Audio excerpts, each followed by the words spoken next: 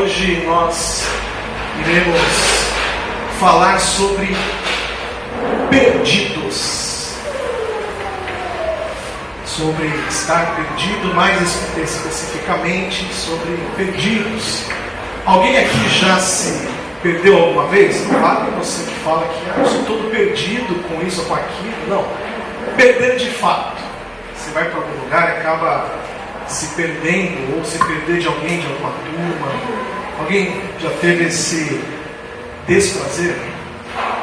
De alguém, um sorriso aí foi engraçado ou foi traumático? Foi engraçado. Traumático.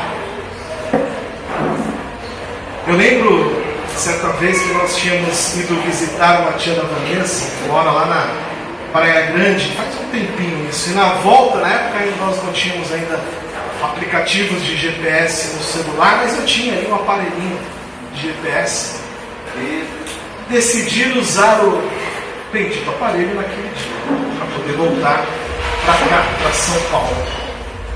Eu não sei se eu já tinha ido fazer um tempo, não sei se era por falta de atualização, mas acontece que ele acabou nos levando para uma comunidade. E na hora que entramos ali na comunidade, ele disse tchau para mim. Perdeu o sinal, me largou na mão. E aí eu estava perdido. Olhava, ele estava de noite, né? Olhava ali tudo estranho, umas casas bem estranhas, um local muito estranho, algumas pessoas bem estranhas também.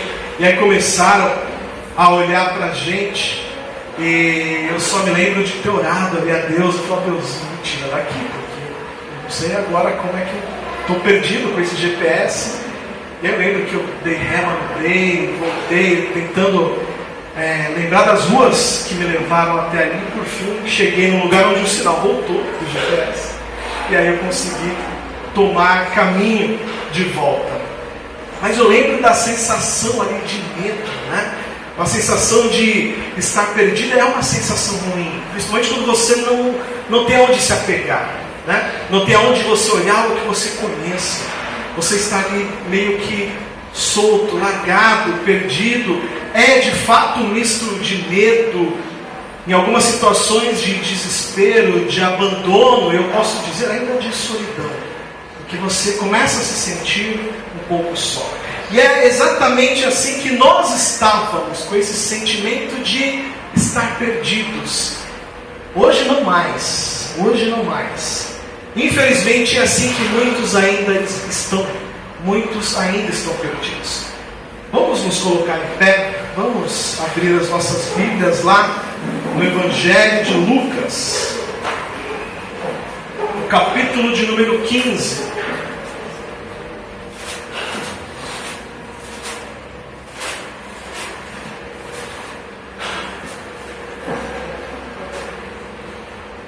Lucas, capítulo de número 15, do versículo 1 até o versículo de número 7.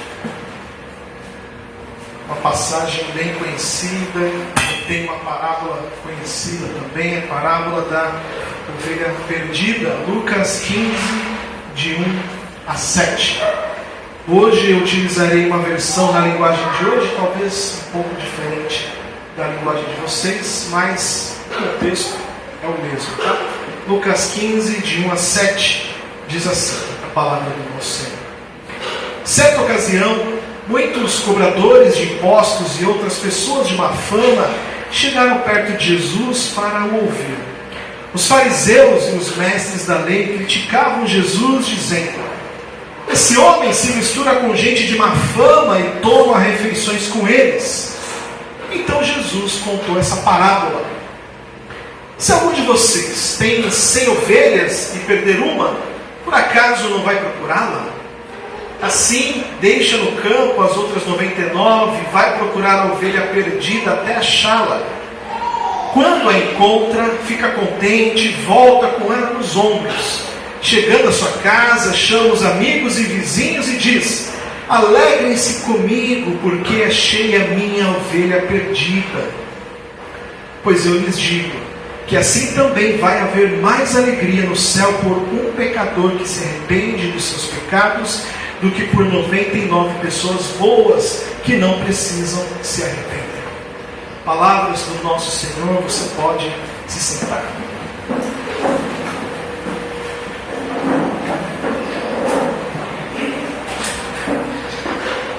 Esse capítulo, ao qual consta a parábola da ovelha perdida, ele vem depois, bem logo depois, de duras palavras que Jesus utiliza no capítulo anterior, no capítulo de número 14. E agora, nesse capítulo de número 15, Jesus ele já traz palavras com um pouco mais de conforto, palavras com um pouco mais de alívio e de esperança. O capítulo 14, se vocês olharem na Bíblia de vocês, ele termina com uma expressão, e aí algumas palavras podem estar diferentes, mas ele termina com essa expressão: se vocês têm ouvidos para ouvir, então ouça, ou quem tem ouvidos para ouvir, ouça.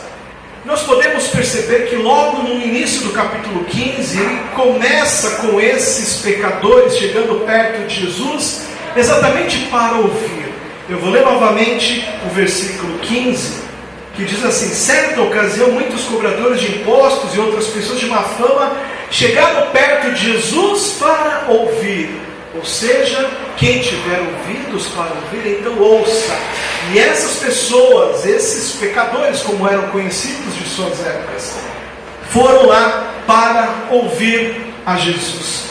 O texto que nós lemos, ele contém 3 parábolas que são bem conhecidas, parábolas em que Jesus acolhe e come com os pecadores. O pastor que sai em busca da ovelha perdida é a primeira parábola. A segunda parábola, a mulher que procura a moeda perdida. E a terceira parábola, o filho perdido que é reencontrado.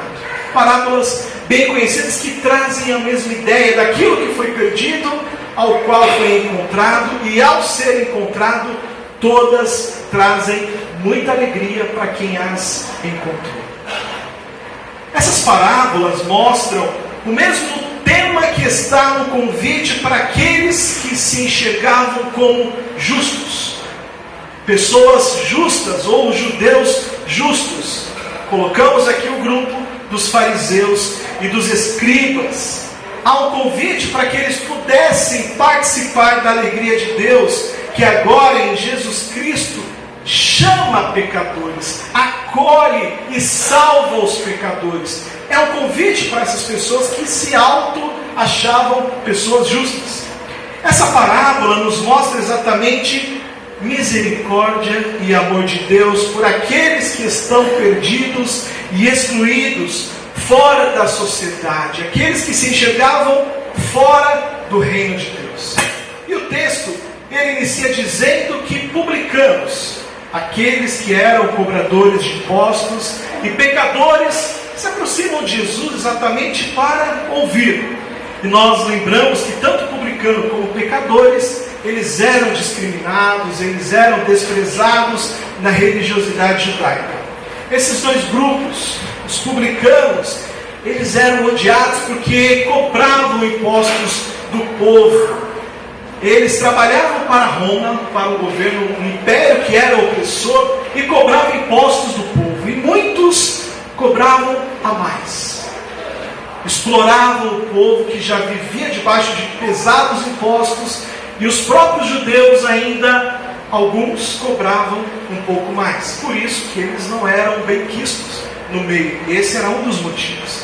E os outro grupo, o grupo de pecadores, eles tinham ali uma conduta imoral, e nesse meio se colocava ladrões, assassinos, fraudadores e até aqueles que exerciam profissões que eram consideradas impuras na religiosidade judaica.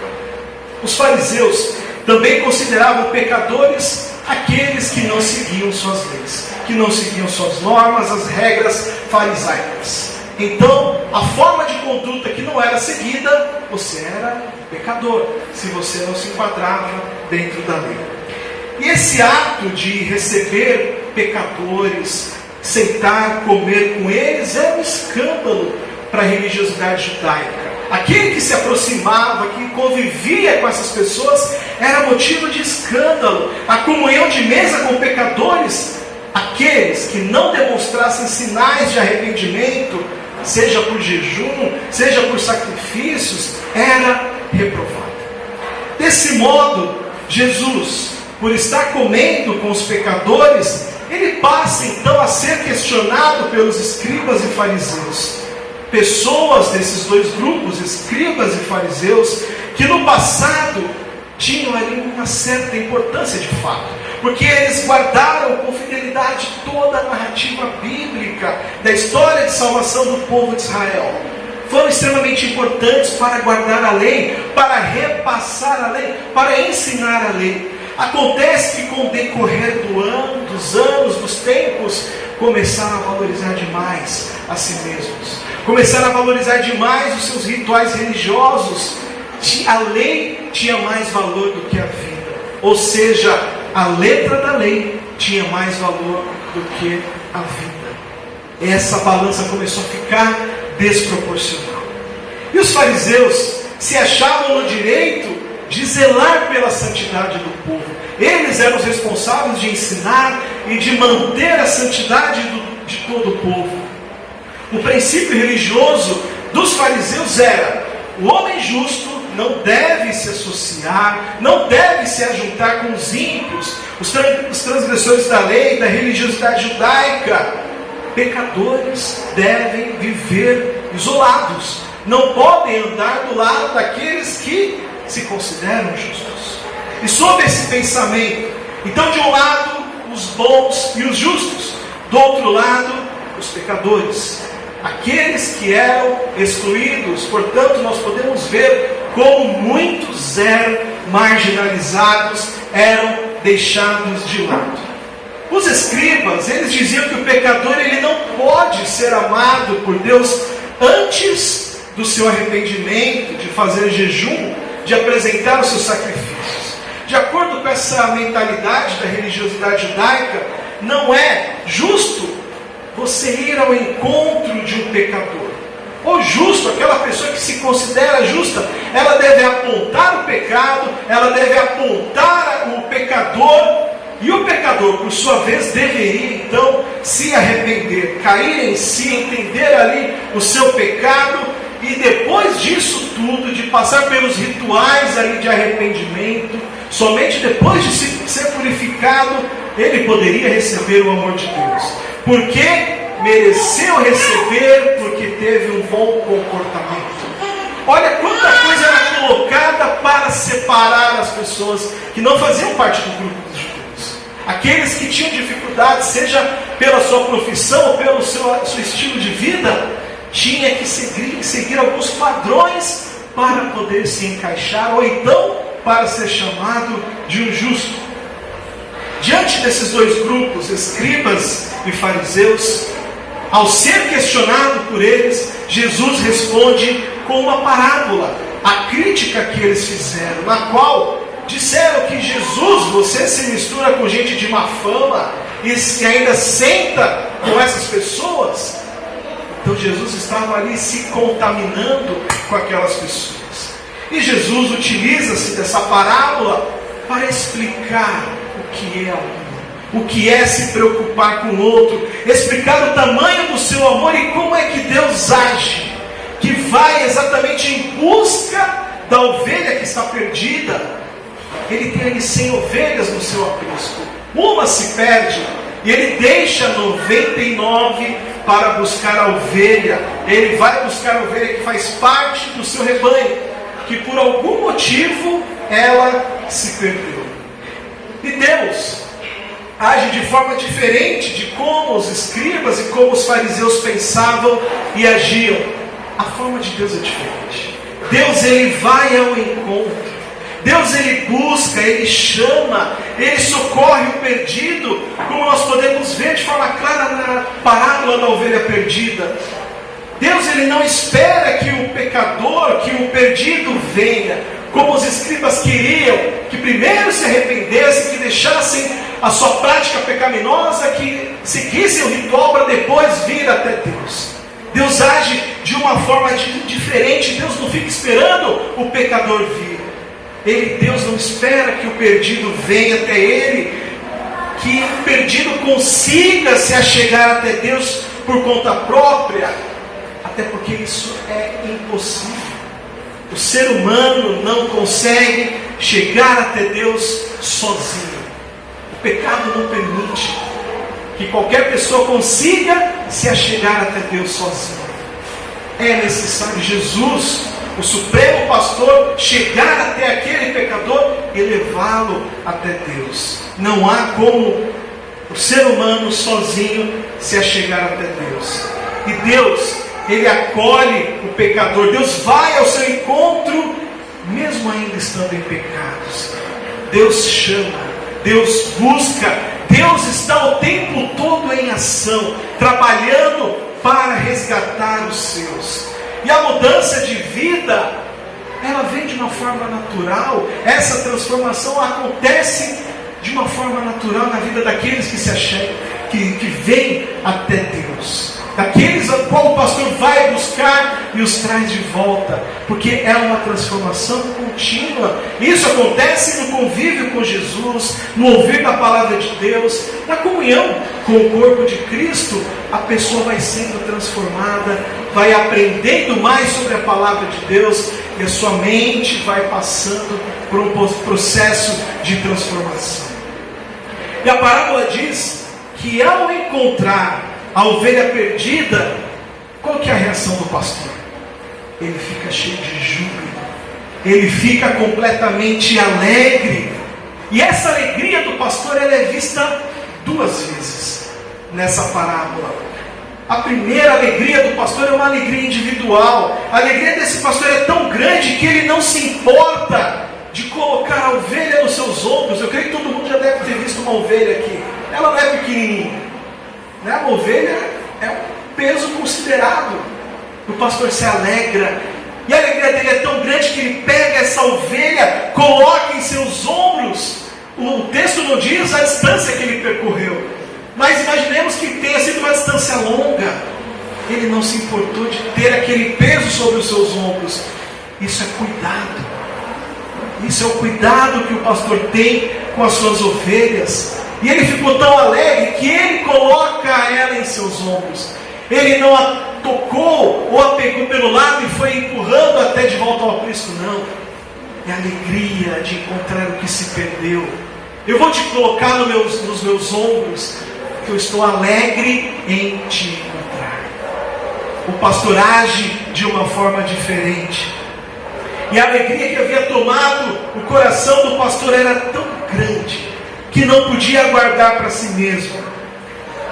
Esse cuidado, esse agir do pastor ao encontrar a ovelha perdida, demonstra um amor gigantesco que o pastor tem com as suas ovelhas. Demonstra cuidado. Percebamos que ele não questionou a ovelha porque ela se perdeu, não ficou brigando ali com ela, não pegou uma vara e ficou tocando nela. Olha, você fez eu largar as outras 99 para ir atrás de você. Ele simplesmente se alegra. Ele simplesmente se alegra. Até mesmo porque talvez aquele pastor tenha sabido o motivo que ela se perdeu, mas ele não questiona, ele apenas se alegra ao encontrá-la. E a segunda alegria que é visível ali nesse encontro da ovelha que está perdida é uma alegria que é coletiva. A primeira alegria é individual do pastor. A segunda alegria é uma alegria coletiva. Nós podemos ver o convite que ele faz para todos participarem daquela alegria de encontrar a ovelha perdida. O pastor se regozija e chama todos os seus vizinhos para participarem daquele momento de festa. O retorno daquela que estava perdida tem que ser contagiante, tem que atingir a todos ao seu redor, tem que alegrar a todos. O retorno de alguém que é perdido tem que contagiar todos os que estão ao seu redor. Eu vou ler novamente a reação de que o pastor tem. Quando, no versículo 5, quando a encontra, fica muito contente e volta com ela nos ombros. O versículo 6, chegando à sua casa, chama os amigos e vizinhos e diz: alegrem-se comigo, porque achei a minha ovelha perdida. Ele não vai para o aprisco colocar ela de volta com as outras ovelhas. há uma celebração aqui. Ele leva ela para casa e mostra para todos: olhem só, essa minha ovelha estava perdida, mas foi encontrada. Vamos todos se alegrar com ela. Ele poderia ter levado até o aprisco e deixado junto com as outras 99, não. Porque é muita alegria quando ele encontra o que está perdido. Tem que se alegrar, tem que se regozijar e tem que ser contagiante. Essa ovelha, depois que ela é encontrada, ela precisa ser colocada de volta no convívio das outras. Há todo um cuidado do pastor com ela. Ele leva ela para casa. Podemos imaginar que aquela ovelha podia estar cansada, podia estar machucada, podia estar assustada por estar perdida. Por isso o pastor leva ela para sua casa, celebra com os seus vizinhos, com os seus amigos, fica contente ali com ela. E depois ele começa então a cuidar dessa ovelha, para depois levá-la para dentro do aprisco, para as outras 99 ovelhas. Aquele que estava perdido é encontrado, é restaurado, é inserido novamente no convívio com as outras ovelhas. E a alegria é contagiante, a alegria é de todos. A ovelha perdida foi encontrada, foi restaurada.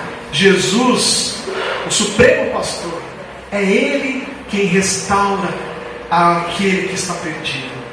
E essa alegria não está somente na vida do pastor e de todos os seus amigos e vizinhos.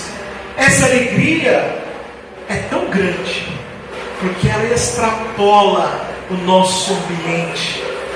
Ela acontece, sabe aonde também? No céu.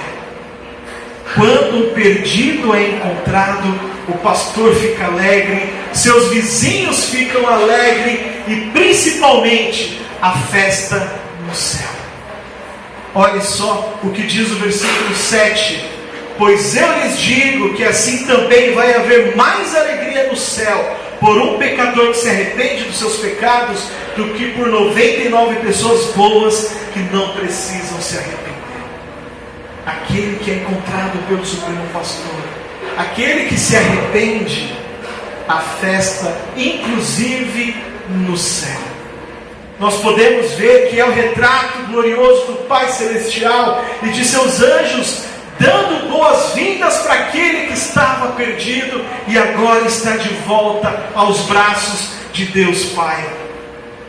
O arrependimento, ele traz restauração, ele traz cura, ele traz comunhão, ele traz alegria. O arrependimento, ele traz alegria tanto em nós quanto no céu.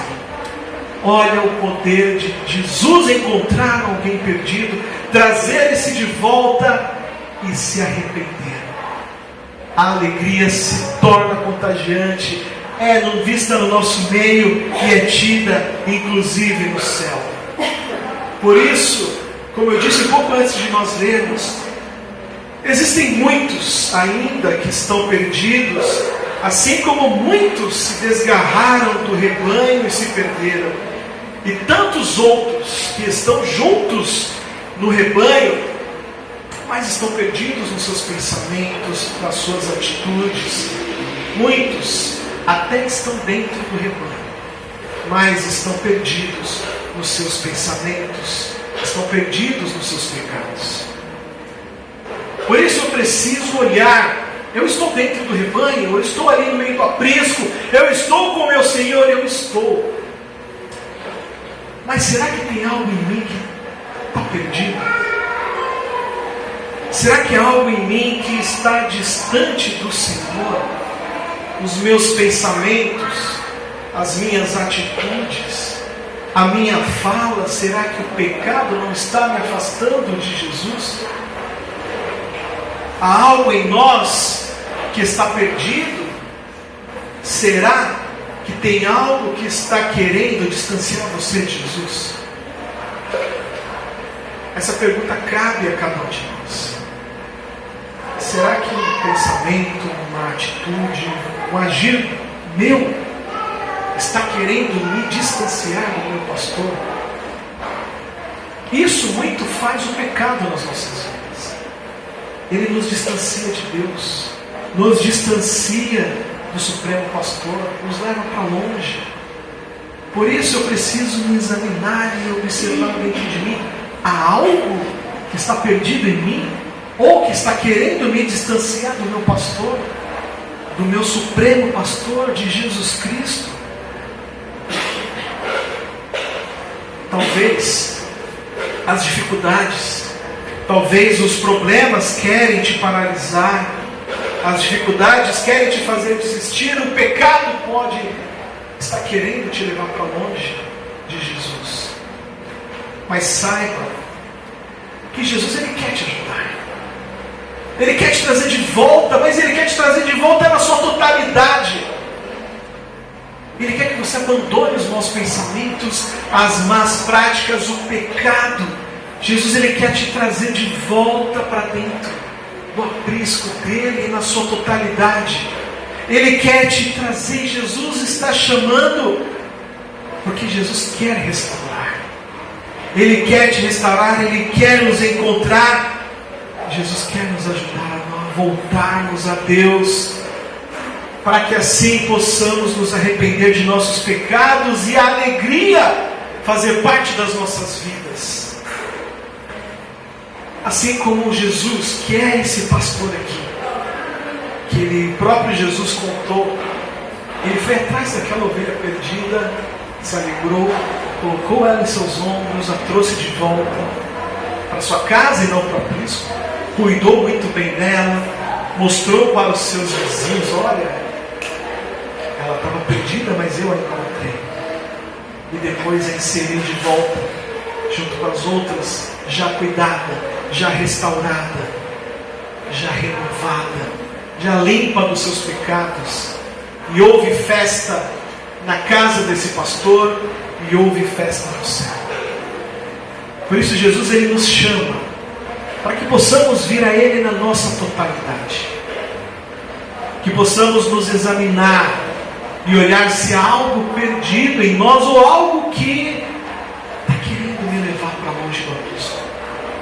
E Jesus está nos chamando: olha, se necessário for, eu te coloco em meus ombros, carrego você pela distância que for necessária, te levo para casa, te cuido, te restauro, te transformo e te coloco de novo em comunhão com Deus. Se necessário for, Jesus irá fazer isso. Aceite o convite de Jesus para que Ele restaure a sua vida. Olhe para dentro de você e veja se há algo que precisa ser deixado de lado, que precisa ser restaurado, e venha para os braços de Jesus. Amém?